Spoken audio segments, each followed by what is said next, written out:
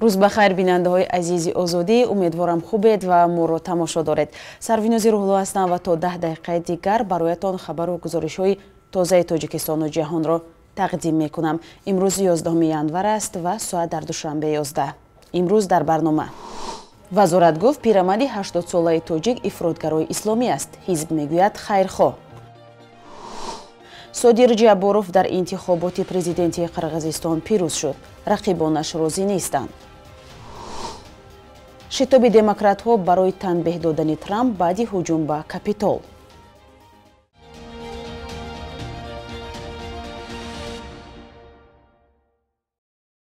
райдиҳӣ дар интихоботи президентии Қирғизистон шоми 10 январ поён ёфт. Комиссиони марказии интихобот гуфт 95% овозҳоро шумурданд ва бинобар он Содир Ҷабборов 52 сола ки ҳамагӣ 3 моҳ пеш аз сӯи эътирозгарон аз зиндон озод гардид бо беш аз 79% рай пирӯз шудааст.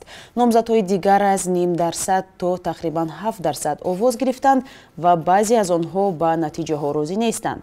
Адахон Мадомаров ки тақрибан 7% овоз гирифтааст, натиҷаҳои пешакии интихоботро дур аз воқеият донист ва гуфт ки қасд дорад бо номзадҳои дигар қадамҳои баъдиро баррасӣ кунад. Абдилсезикбоев яке дигар аз номзадҳо ба мансаби президенти Қирғизистон ки ба иттилои комиссиони марказии интихобот 1.5% овоз гирифтааст, гуфт барои номзадҳо шароити баробар фароҳам набуд. Айни замон Равшан Ҷембеков ки ба иттилои расмӣ 0.19% рай гирифтааст, бовар дорад рақамҳои эълон шуда аз сӯи комиссиони марказии интихоботи Қирғизистон воқеӣ ҳастанд. Дар Қирғизистон беш аз 3.5 миллион кас аз ҳаққи райдиҳӣ бархурдоранд, вале дар интихоботи рӯзи якшанбе 1,354,000 нафар иштирок карданд. Мақомот гуфтанд эҳтимол сармои шадид боис шудааст ки мардум камтар ба нуқтаҳои райдиҳӣ бираванд. дар пайи танқиди зиёди мақомоти Тоҷикистон барои зиндонӣ кардани як пирамарди 80 сола, Вазорати умури дохилӣ бо нашри баёнияе гуфт Донан Набиевро бегуноҳ ҷазо надоданд. Вазорат рӯзи 8 январ бо нашри баёнияи расмӣ гуфт узви собиқи ҳизби мамнӯи наҳзати исломӣ бо гуноҳи ифротгароӣ ва кӯмаки молӣ ба ҷангҷӯёни тоҷик дар хориҷ ба 7 соли зиндон маҳкум шудааст. ҳизб дар баёнияе гуфт ки аз ҳама иттиҳомот сиёсӣ ва маҳз барои бадном кардани як пирамарди бегуноҳ аст. Вазорати корҳои дохилӣ гуфтааст ки Донан Набиев сокини деҳаи Гулбутаи ноҳияи Рӯдакӣ пули хадамоти махсуси баъзе аз кишварҳоро гирифта ва онҳоро барои паҳн кардани ғояҳои ифротӣ, харидорӣ, нашр ва густариши адабиёти экстремистӣ, ҷалб ва сафарбар набудани ҷавонон ба сафи гурӯҳҳои ҷиҳодӣ сарф мекард. Донан Набиевро рӯзи 27 августи соли 2020 дастгир карданд ва муҳокимаи ниҳоии ӯ тақрибан 3 моҳ баъд рӯзи 28 декабр ва паси дарҳои баста сурат гирифтааст. Назари вакили дифои пирамард маълум нест ва бино ба гузоришҳо пирамард фарзанд надорад. Хабаргузории Авесто рӯзи 8 январ навишт ки Афғонистон барои гирифтани барқи бештар бо Тоҷикистон вориди музокирот шудааст. ширкати брешнои Афғонистон гуфтааст гап дар бораи аз 80 мегаватт то 120 мегаватт расонидани интиқоли нерӯи барқ меравад. Дар барқи тоҷик мавзӯъро шарҳ надоданд, аммо масъулини ширкат бо далели ба гуфтаи онҳо камии об дар рудхонаву обанборҳо дар минтақаҳои кишвар лимит ё маҳдудияти нерӯи барқ ҷорӣ карданд. Мақомоти Тоҷикистон нагуфтанд ки ба кишварҳои ҳамсоя аз ҷумла Афғонистон чӣ қадар барқ содир мекунанд. Тибқи иттилои расмии Тоҷикистон дар моҳи октябри соли 2020 ба хориҷи кишвар ба маблағи $2 миллион нерӯи барқ содирот кардааст. ҷониби Афғонистон ҳамзамон барои харидани барқи бештар бо Узбекистону Туркманистон гуфтугӯ дорад. рӯзи чоршанбе ширкати брешно эълон кард ки бино бар пеш омадани мушкилоти фаннӣ Узбекистон интиқоли барқро ба Афғонистон қатъ кард. нашри муроҷиатномаи ҷомеаи шаҳрвандӣ дар робита ба сахттар кардани ҷазо барои бадахлоқӣ нисбат ба ноболиғон вокуниши баъзе аз вакилони парлумон ва ҳуқуқшиносонро ба бор овард. онҳо ин мушкилро дарди ҷомеа унвон карданд ки бояд ба он таваҷҷӯҳи бештар шавад. аммо гуфтанд ба тағйири қонунгузорӣ зарурат нест. онҳо мегӯянд бояд пешниҳоди ҷомеаи маданӣ аз сӯи мақомот ба инобат гирифта шавад. вале ҳамзамон муҳим аст ки мавриди амал қарор додани қонунҳо огоҳона аз рӯи виҷдон ва бо риояи одоби касбӣ сурат гирад. ваколатдори ҳуқуқи кӯдак дар тоҷикистон гуфт муроҷиатномаи ҷомеаи шаҳрвандиро дар бораи сангинтар кардани ҷазо нисбати омилони озори ҷинсии ноболиғон дарёфт кардааст ва дар бораи ҳимояташ аз ин пешниҳод бадтар изҳори назар мекунад. ҳоло маълум нест пуштибонии ин ниҳод дар кадом шакл сурат мегирад. як гурӯҳ аз намояндагони ҷомеаи шаҳрвандии тоҷикистон аз раиси ҷумҳур Эмомалӣ Раҳмон ва раҳбарони ду палатаи парлумон талаб карданд ки ҷазоро барои бадахлоқӣ нисбат ба ноболиғон сахттар кунанд. дар зери матни ин муроҷиатнома 54 созмону шахсони алоҳида имзо гузоштаанд. наргиз қосимова раиси анҷумани бонувони журналисти тоҷикистон ва фаъоли ҷомеаи шаҳрвандӣ ки дар зери ин муроҷиатнома имзо гузоштааст гуфт ҳадаф аз пешниҳод ин аст ки дар ҳолати рух додани ҳодисаҳо аъзои хонавода ва ҷомеа набояд ором бошанд. ман бовар дорам ки муроҷиати ҷомеаи шаҳрвандӣ шунида мешавад. муҳим ин ки одамон аз дидану шунидани чунин мушкилӣ дар ҷомеа чашм напӯшанд. фикр мекунанд мақомот инро дарк мекунанд ва дар якҷоягӣ тасмим мегиранд. ба назари ман тасмиме гирифта шавад, зеро фарзандони мо бояд донанд ки онҳо муҳофизат мешаванд.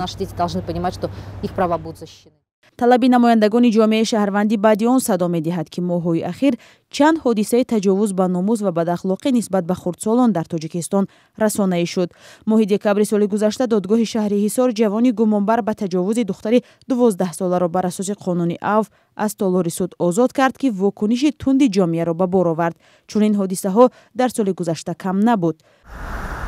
бархе вакилони парлумон мегӯянд ҳар падидае дар ҷомеа мавриди баҳсу баррасии онҳо қарор мегирад ва дар сурати зарурат ба барномаи ҷаласаи парлумон пешниҳод мешавад.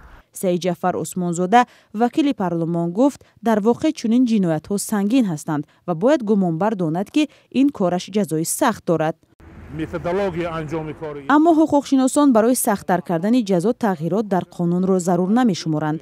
ба гуфтаи Шокирҷон Ҳакимов, доктори илмҳои ҳуқуқ, кодекси ҷиноии Тоҷикистон ҷазо ва ҷиноятро дар ин самт мутобиқ ба замони муосир дуруст кардааст. аммо муҳим он аст ки мавриди амал қарор додани онҳо огоҳона аз рӯи виҷдон ва бо риояи одоби касбӣ сурат бигирад. агар ба اعتراض جامعه به مراجعت جامعه شهروندی و نهادهای علاهیده مقامات مختلف دولت که وکالت و صلاحیت دارد متوجه شود به همکاری دعوت کند واقعا دولت داری مکمل می شود و پدیده ظهورات نامطلوب را اصلاح کردن ممکن است وابسته به معین و آشکار کردن انگیزه های صادر شدن چنین جنایت ها نیست. моҳҳои ахир чанд ҳодисаи таҷовуз ба номус ва бадахлоқӣ нисбат ба хурдсолон дар тоҷикистон расонаӣ шуд. баъзе аз ҷомеашиносон ва ҳуқуқшиносон гуфтанд ҳанӯз ҳеҷ таҳқиқоти ҷиддӣ сурат нагирифтааст ки заминаҳои афзоиши ин мавридҳоро таҳқиқ кунанд. маҷлиси намояндагони амрико ки зери назорати ҳизби демократ аст барои барангехтани ҳуҷум ба бинои конгресс расмиёт ҷиҳати эълони нобоварӣ ба раиси ҷумҳур Доналд Трампро омода мекунад ва мумкин аст ин кор ҳафтаи оянда сурат бигирад. Ненси Пелоси раиси маҷлиси намояндагон рӯзи 8 январ таҳдид кард ки агар Майк Пенс муовини раиси ҷумҳур ва ҳукумат бо истифода аз иловаи 25 дар қонуни асосии амрико Доналд Трампро аз мақомаш барканор накунад ва ё президент худаш наравад, маҷлиси намояндагон барои эълони нобоварӣ иқдом хоҳад кард. теъдоди афзояндаи вакилони демократ тарафдори он будаанд ки расмиёти эълони нобоварӣ ба Доналд Трамп аз рӯзи 11 январ оғоз шавад. ду сенатори ҷумҳуриҳоҳ низ ба тарафдории ин кор садо баланд карданд. мақомоти Индонезия рӯзи 10 январ гуфтанд пораҳои ҳавопаймои суқут-кардаро ки баъди чанд дақиқаи бархостан ба ҳаво аз Ҷакарта дар баҳр уфтода буд пайдо карданд. дар ҳавопаймо 62 нафар буданд. ҳодиса 8 январ иттифоқ афтод. қаблан дар амалиёти маъмурони наҷот пораҳои бадани одамон ёфт шуд. ҳоло мақомот дар пай пайдо кардани ҷабъа ё қутии сиёҳ ҳастанд бо умеде ки сабабҳои ҳодиса барояшон маълум шавад. пас аз суқути ҳавопаймои Боинг 737 Макс 8 дар соли 2018 ки дар натиҷаи 189 нафар ҷон бохтанд, ин яке аз садамаҳои бузурги ҳавоӣ дар Индонезия аст. бонки миллии Тоҷикистон қурби асъори хориҷиро дар баробари сомонӣ барои имрӯз 11 январ чунин таъин кардааст.